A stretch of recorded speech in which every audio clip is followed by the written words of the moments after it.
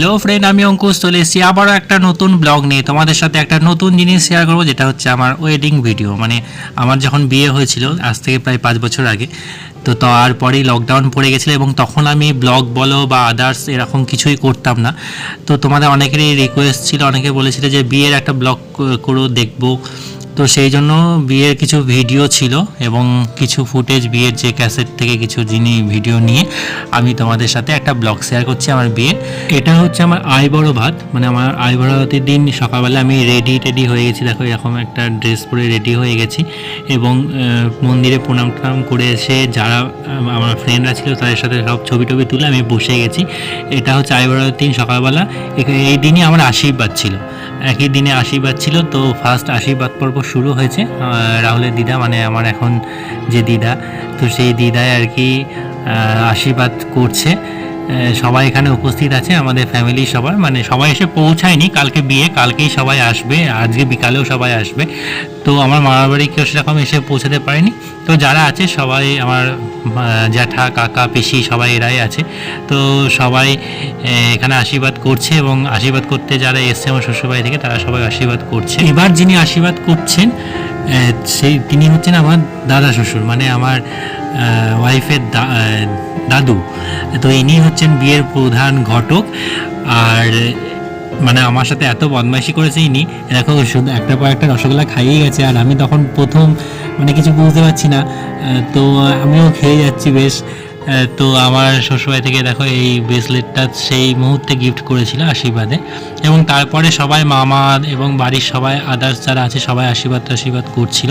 এটা আমার জ্যাঠার সাথে এই একটাই লাস্ট ভিডিও আছে আমার, কারণ এরপরেই জ্যাঠা মারা গেছে, এখন আর জ্যাঠা নেই আমাদের সাথে। প্রায় 1 ঘন্টা ধরে আশীর্বাদ পর্ব চলেছে, কারণ প্রচুর লোক ছিল, মানে প্রচুর সদস্য, আমার বাড়ির সদস্য এবং আমার শ্বশুরবাড়ির সদস্য সবাই মিলে আশীর্বাদ করছিল। তো অনেকজন আশীর্বাদ করেছে, অনেকক্ষণ ধরে আমাকে বসে থাকতে হয়েছিল এবং মিষ্টির পর মিষ্টি খেয়ে গেছি।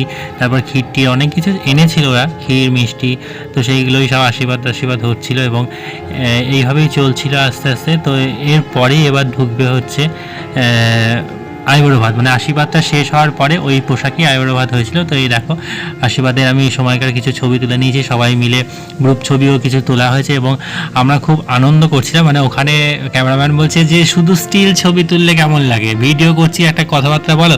তো ওখানে তখন কাকু পিসমশাই সবাই মিলে হাসাহাসি শুরু করে দিয়েছে। ওই একটা বেতের একটা টোপা ছিল, ওই টোপাগুলোকে নিয়ে ওটা একবার এর মাথায় পড়াচ্ছে, একবার ওর মাথায়, এবং লাস্টে আমার মাথায় পড়িয়ে আর কি ছবিটা তোলা হলো। এবং অনেক রকম পোজে অনেক ছবি টবি তোলা হয়েছে, সবাইকে নিয়ে ছবি তোলা হয়েছে। তো এরপরে এবার ঢুকে যাচ্ছে আইবড়ো ভাত। এবার এখানে একটা ভিডিও করে নিয়েছে, সবাইকে নিয়ে হয়েছে, যেটা বললাম আর কি স্টিল ভিডিও হচ্ছিল। ছবি স্টিল হয় কিন্তু ভিডিওটা স্টিল হচ্ছিল বলে ক্যামেরাম্যান বলছিল যে একটু হাসাহাসি করো। তো এই সব পর্বগুলো পরে হয়ে গেছিলো। এই ভিডিওটা একটু ছোটোর মধ্যেই হবে, কারণ আইবড়ো ভাত আর অধিবাস এই সমস্ত বিষয়টাকে নিই, এবং যেটা খুব অল্পই কিছু ছিল।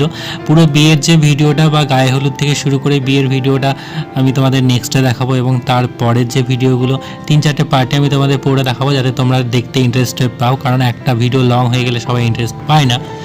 তো এবার দেখো আস্তে আস্তে এবার আইবুড়ো ভাতের দিকে ঢুকছে এবং আমরা সবাই মিলে ছবি টবি তুলে নিলাম সবার সাথে। আজ থেকে প্রায় 5 বছর আগের যে ভিডিও, তখন অত সাজিয়ে গুছিয়ে আইবুড়ো ভাত আমার হয়নি। মানে এখন যেটা দেখি যে অনেক সাজিয়ে গুছিয়ে এখন সুন্দরভাবে আইবুড়ো ভাত হচ্ছে বা অনুষ্ঠানগুলো আরও বেশি জমকালো হচ্ছে। সেই সময় আমার জায়গায় দাঁড়িয়ে আমাদের ফ্যামিলিতে বোধহয় ফার্স্ট টাইম আমার এই অনুষ্ঠানটা এতটা জমকালো হয়েছিল।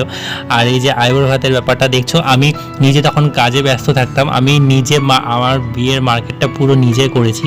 এবং ওই ছুটি একদিন করে ছুটি পেতাম, তাও আবার ঝামেলা করে নিয়ে, মানে কি যে সেই সময় আমার চলেছে, প্রচণ্ড কষ্টে আর কি করেছিলাম আমি। ওই সময় অন্তত বিয়েটা করা আমার উচিত হয়নি, কারণ একটু সময় নিয়ে একটু সুন্দরভাবে করাটা উচিত ছিল। এবং এই সাজানো গোছানো এই বিষয়গুলো সব আমিই দেখি ম্যাক্সিমাম সময়, কিন্তু আমার বিয়েতে আমি দেখতে পাইনি, তার জন্য কিছুই হয়নি সেরকমভাবে। তো যাই হয়েছে, যেটুকুই হয়েছে সেটুকুই নিয়েই, মানে অন্তত ভালো হয়েছে। আইবুড়ো ভাত খেতে খেতে আমার আবার গলায় লেগে গেছিলো, তো দিদা বলছে নিখাত নাথ বউয়ের বাড়ি থেকে কেউ বলছে, তো এই নিয়ে হাসাহাসি হচ্ছিল। আর আমি ওইদিকে মিষ্টিরও আইবুড়ো ভাত কিছুটা দেখাচ্ছি। ওদের আইবুড়ো ভাতে আবার এক গাদা শাক চচ্চড়ি দেয়, আর এত সবাই মিলে খাওয়া দাওয়া এগুলো বিষয়গুলো করে না, একটু অন্যরকমভাবে ওদের নিয়ম কারণগুলো কেমন যেন একটা আলাদা আলাদা, আমাদের সাথে অতটা মেলে না। আর এইদিকে দেখো কি আমাকে রাহুল খাইয়ে দিচ্ছে, যদিও এর আগে রাহুল নিজের বাড়িতে ডেকে আমাকে আইবুড়ো ভাত দিয়েছিল, এবং জয়ন্ত আমার একটা বন্ধু ওর মাও আইবুড়ো ভাত দিয়েছে এবং দিদা আইবুড়ো ভাত দিয়েছে। তো আমার সময় অন্তত 3টা আইবুড়ো ভাত হয়েছিল, কারণ এখন দেখি যে 14 নম্বর আইবুড়ো ভাত বা অনেক কিছু, বাট আমার সময় মোটে 3টে হয়েছিল। আমার নিজের দিদিরাই আমাকে আইবুড়ো ভাত দেয়নি। আর তারপরে যখন বিয়ের পরে যে খাওয়াটা খাওয়াই, তো সেখানেও আমার দিদিরা কেউ দেয়নি, কারণ লকডাউন ছিল, সেটা লজিক ছিল, কিন্তু বিয়ের আগেটা দেয়নি আর কি, সেটা আমার একটা আক্ষেপই বলতে পারো। তো এখানে যখন দেখি সবাই বিভিন্ন রকমের ছবি পোস্ট করে, তো যাই হোক আইবুড়ো ভাত হয়ে যাওয়ার পরে এটা মানে মেহেন্দি করেছিলাম আমি রাত্রিবেলা। ছেলের বাড়িতে যদিও এরকম কোনো অনুষ্ঠান হয় না, তো আমি এমনিই করেছিলাম। তো তারপর অধিবাসের জন্য রেডি হয়েছিলাম ভোর ভোর উঠে আর কি, সবার আগে আমি উঠে পড়েছিলাম এবং সবাইকে ঘুম থেকে তুলেছিলাম। বলে না সেই কাক ডাকলে নাকি খাওয়া যায় না, তার জন্য আমি অনেক সকালে উঠে পড়েছিলাম এবং আবেশরা সবাই ঘুমাচ্ছিল, ওদেরকে ডেকে ডেকে রাহুলকে ডেকে ডেকে তুলেছিলাম। আর ঠান্ডার মধ্যে শীতকালে অত ভোরে ওঠাটা বিশাল চাপের ব্যাপার। তো যাই হোক চিড়ে ফিরে যা খাইয়েছিল আমি সব খেয়ে নিয়েছিলাম, এবং সারাদিন আমি কিছু খাইনি, কিন্তু আমার খিদেও পাইনি, একটা অদ্ভুত রকম ব্যাপার লেগেছিল আমার। তো যাই হোক আজকের মতো এখানেই ব্লগটা শেষ করছি। এরপরে গায়ে হলুদ এবং বিয়ের সমস্ত ব্লগগুলো একটার পর একটা আপডেট দিতে থাকবো, তোমরা সব সঙ্গে থাকো, দেখতে থাকো। মানে অনেক কিছু দেখতে হবে, অনেক কিছু আছে। 5 বছর আগের আমি আর এখনকার আমির মধ্যে অনেক তফাৎ, আর আমি তখন অনেক কিছু জানতাম না। তো তার জন্য সেই তখনকার ভিডিও দেখলে এখন আমার কেমন একটা মনে হয় যে হাসি লাগে যে আমাদের এখন অ্যানিভার্সারিগুলো এত ভালো করে আমরা করছি, আর তখন বিয়ের যে অনুষ্ঠানটা খরচ খরচা সব কিছুই হয়েছিল, বাট সেইভাবে করা হয়নি। আর এইদিকে আমার মা খাইয়ে দিচ্ছিল আমাকে, হয়তো এটাই হয়তো লাস্ট খাইয়ে দিচ্ছে, আর পরে হয়তো আর কখনো খাইয়ে দেবে না। তো একটা আলাদা রকম ব্যাপার। তো সঙ্গে থাকো, দেখতে থাকো আর কি হচ্ছে না হচ্ছে।